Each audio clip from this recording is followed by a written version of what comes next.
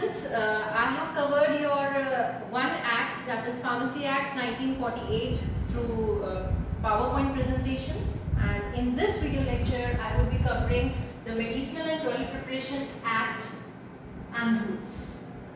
So here is the objective point why this act came into enforcement. So if we will talk about medicinal and toilet preparation, alcohol is the main constituent in these preparation. So the use and regulation of alcohol was controlled under this act. The first objective, as I have already explained, alcohol. Alcohol, it is used as solvent and as well as preservative in many medicinal preparation. So the regulation is very much important in our medicinal industry. If we talk about general people and about alcohol and their concept, general public use alcohol as euphoric drug which provide pleasure to them, and it was abusive in public speaking and it was not found to be a good use. But as it is used in the manufacture of many medicinal and toilet preparations, its usage and regulation has to be controlled. Alcohol have a sedative effect. It has effect on a human brain. So the control was done by state government, and as we all know, as the state varies, the rules and regulation varies from state to state, which leads to smuggling. Because अभी smuggling को अगर हम concept को समझेंगे, क्योंकि अगर किसी state में अल्कोहल की कॉस्टिंग कम है और किसी स्टेट में अल्कोहल का जो भी हम ल्यू लगा रहे हैं या टैक्स लगा रहे हैं वो ज़्यादा है, तो वो क्या करेगा, अपनी कॉस्टिंग को इंक्रीज करने के लिए जहाँ से कॉस्टिंग कम थी वहाँ से वो खरीदना या इसका एक्सपोर्ट उसका ट्रांजैक्शन स्टार्ट हो जाएगा, तो वो भी एक सही चीज़ नहीं है।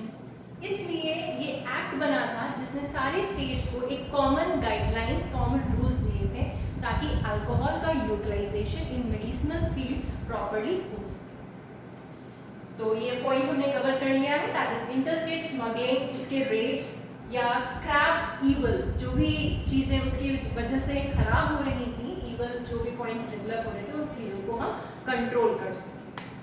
Medicinal and toilet preparation act इसलिए आया था 1955 में, इसको बनाना शुरू किया गया था, इसके रूल्स 1956 में आए थे और फाइनली इसको इम्प्लीमेंट किया गया था 1 अप्रैल 1957। We all know 1 April is a fools day, तो आप इसको अच्छी तरीके से याद कर सकते हैं। अल्कोहल कहाँ यूज होता है, मेडिसिन एंड टॉयलेट प्रिपरेशन में, और वो उसको पी के क्या होता है, फूल बन जाते हैं। तो इसलिए 1 अप्रैल 1957 कैन बी इजीली लर्न। इस कंसेप्ट से अगर आप इस डेट को याद करेंगे तो ये आसानी से याद हो जाएगा कि रूल्स बनाना शुरू हुआ 1955 में, इसके रूल्स बने 1956 में और फाइनली इसका इनैक्टमेंट स्टार्ट हुआ 1 अप्रैल 1957। क्यों बनाया गया, मेन उद्देश्य ये तो आपने पूरा पढ़ लिया कि क्या क्या प्रॉब्लम्स थी, इस वजह से हमने इसको डेवलपमेंट लाए। The main point is collection of levy. एक ये वर्ड है लेवी जो आप काफी बार इस एक्ट में यूज करेंगे, and this term levy stands for collection of fees, excise, duties. ये सारे जो है ये आपस में सिनोनिम है।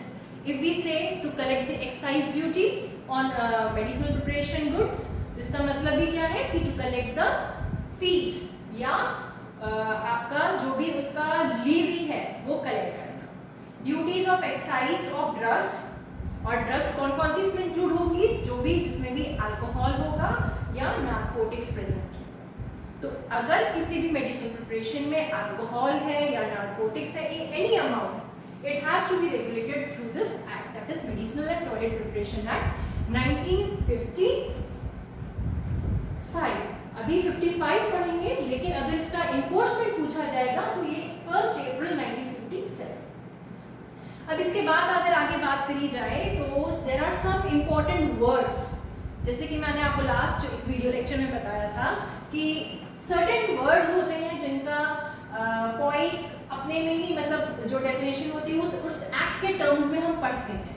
तो यहाँ पर अगर क्वेश्चन अराइज होता है व्हाट आर टॉयलेट प्रिपरेशंस, या व्हाट आर नार्कोटिक ड्रग्स, या what are bonded manufacturing, so you have to be clear with these words, जिसमें कि ये सारे आपको पॉइंट्स क्लियर होंगे कि अगर हम मेडिसिनल टॉयलेट प्रिपरेशन एक्ट पढ़ रहे हैं तो उसके मतलब में अल्कोहल का मतलब क्या है। Alcohol is a general term जो कि सबको पता है, it is an organic solvent, but in case of medicinal toilet preparation में अगर वहाँ कुछ पॉइंट उसका कंसंट्रेशन चेंज हुआ या उसकी प्रॉपर्टी चेंज हुई तो वो चीज़ें यहाँ उस वर्ड्स में स्पेसिफाइड है। तो one by one I will be describing it. पहला पॉइंट इज अल्कोहल। अल्कोहल क्या है? A solvent which is used as solvent and preservative in these preparation, medicinal toilet preparation, and has an organic formula of C2H5OH, ethyl alcohol. Coming to the next, that is dutiable goods. Dutiable goods, वो goods, वो सामान जिसके ऊपर duties हम charge कर सकते हैं। Duties मतलब excise duties, and excise duties in other words जिसमें हम लेवी चार्ज कर सकते हैं। Those goods which are prepared from alcohol or narcotics and are subjective for excise duties or levy. Excise officer. The third point is excise officer. Excise officer is the person in charge जो इसकी regulations को control करता है।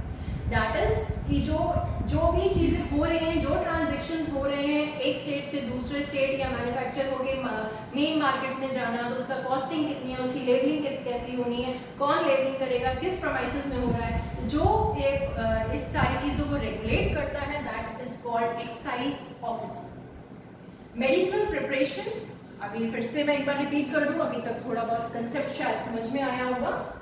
Medicinal preparations are those preparations which consume alcohol or narcotic drugs in the term under Medicinal and Toilet Preparation Act, जो कि एक human body को treat कर रही है, उसकी प्रॉपर्टी को इन्हांस कर रही है। Those are medicinal preparations using alcohols.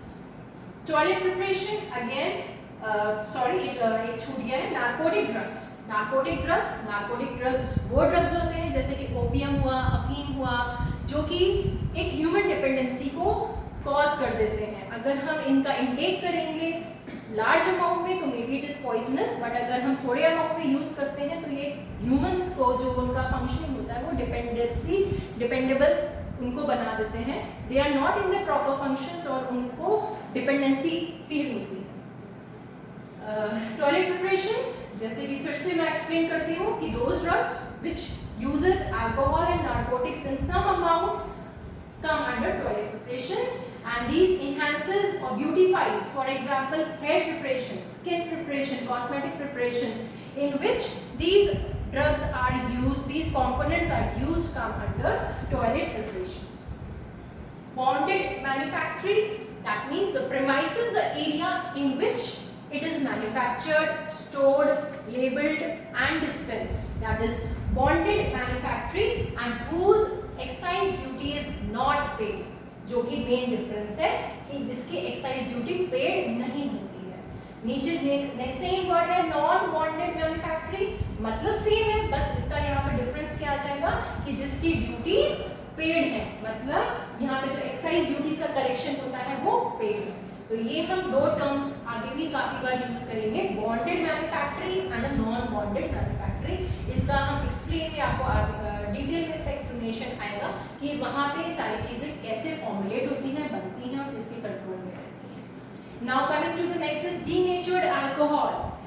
Word itself explains, denatured मतलब अल्कोहल ने अपना नेचर खत्म कर दिया है। डीनेचर्ड अल्कोहल, उसकी प्रॉपर्टीज रिड्यूस हो चुकी है, that is not used or not cannot be consumed by the people, that is denatured alcohol. Rectified spirit, when the concentration, एक बात और यहाँ से पॉइंट आता है, what do you understand by 100% proof spirit? इसका मतलब यहाँ पर ये नहीं है कि वो 100 ml वॉल्यूम टोटल है। हमारे प्रूफ स्पिरिट के अकॉर्डिंगली 57.1% हमारा 100% मान के हम चलते हैं। तो अगर उसकी property 50% and above concentration, alcohol का कंसंट्रेशन उस प्रिपरेशन में 50% ज़्यादा है उसकी स्ट्रेंथ, तो उसको हम रेक्टिफाइड स्पिरिट कहते हैं। रिस्ट्रिक्टेड प्रिपरेशंस जिनका रेगुलेशन हमारा ये एक्ट कर रहा है, ये अपने आप नहीं हो सकता, ये कोई भी व्यक्ति नहीं कर सकता, that is regulated by excise duties. Unrestricted preparation जो कि कॉमन पीपल भी बना सकते हैं, जिसके लिए रेगुलेशंस की जरूरत नहीं होती। सब स्टैंडर्ड प्रिपरेशंस, स्टैंडर्ड प्रिपरेशन जो कि सारे फॉलो करते हैं रूल्स या जो भी स्टैंडर्ड्स हैं वो सबको फॉलो करा, उसमें जैसे कि अमाउंट आता है, एक फॉर्मूला आता है कि स्टैंडर्ड्स को मेंटेन किया जा रहा है कि नहीं। जो भी हमारी स्टैंडर्ड बुक्स हैं, जैसे कि आपने आईपी, बीपी, यूएसपी सारा देखा होगा, उसमें एक स्टैंडर्ड दिया होता है कि अगर ये चीज़ है तो इसमें इतना % ये चीज़ होना चाहिए, बट अगर नहीं हुआ देन इट इज सब स्टैंडर्ड। तो सब स्टैंडर्ड प्रिपरेशंस क्या हुई, जो कि जिसमें कि फॉर्मूले में अमाउंट में वेरिएशन हो, या जो फॉर्मूला हमने एग्जैक्ट बोला है कि मॉर्फिन का फॉर्मूला ये है, मॉर्फिन का स्ट्रक्चर ये है, लेकिन अगर उसमें कोई भी स्लाइटली वेरिएशन होता है तो इट इज सब standard preparation. So these are some of the important words which you will be facing, and it will be coming again and again in this act in further topics. So I have discussed some definitions over here. Now I will be coming up with next topic, that is licensing authority, and how does a person get the license to manufacture toilet preparations.